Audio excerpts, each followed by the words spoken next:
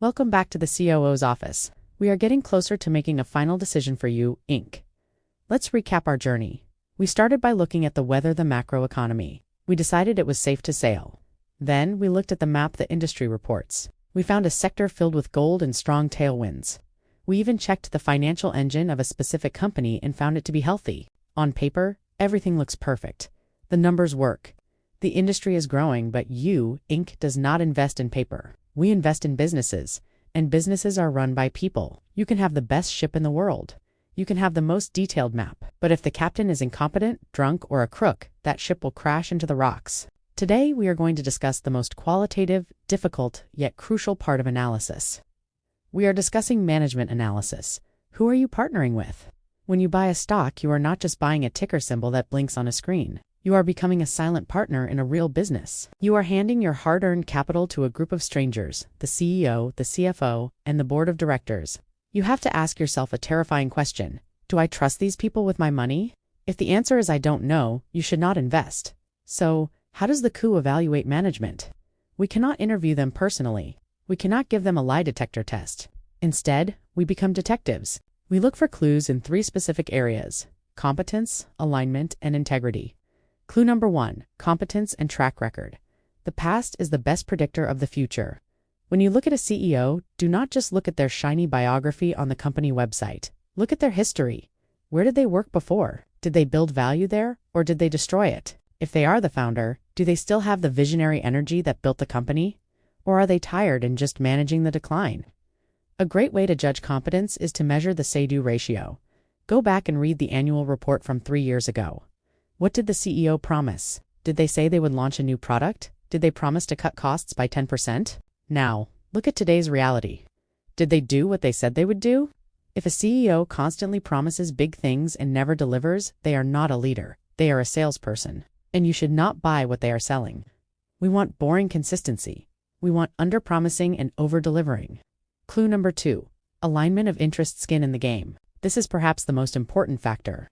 There is an old saying in business: show me the incentive and I will show you the outcome. How is the management paid? Are they paid a massive cash salary regardless of whether the stock goes up or down? If so, they are bureaucrats. They have no incentive to take smart risks to grow your wealth. They only care about keeping their job. Or, is their wealth tied to the success of the company? We want to see management that owns a significant amount of their own company's stock. We want them to feel the same pain you feel when the stock drops, and the same joy you feel when it rises. This is called having skin in the game as the coup. I always check one specific data point before investing: insider buying and selling. If the CEO and CFO are aggressively selling their own personal shares while telling you on TV to buy the stock, run away. They know something you don't. But if the stock price drops, and you see the CEO using their own money to buy more shares in the open market, that is the single strongest buy signal in the world. It means they truly believe in the future of the company. We want partners, not employees. Clue number 3, integrity and communication, the truth test. How does management talk to you? Do they treat shareholders like intelligent partners, or do they treat them like children who need to be distracted with bright, shiny objects? To figure this out, you must read their letter to shareholders in the annual report. Do not read it like a robot. Read it like a psychologist. Does the letter sound authentic, or does it sound like it was written by a PR department? Does the CEO talk clearly about the problems the company is facing, or do they ignore the failures and only talk about the successes? Beware of the CEO who blames everything on external factors. The economy was bad, the weather was bad, the currency hurt us. Great leaders take responsibility. They say, we made a mistake. Here is what we learned, and here is how we are fixing it. Also, watch out for excessive jargon and complexity. If you cannot understand what the CEO is saying because they are using too many buzzwords, they are probably trying to hide something. As Warren Buffett says, when it comes to corporate data, if it's complicated, it's usually bad news. Integrity is non-negotiable. If you catch management lying about a small thing, assume they are lying about big things.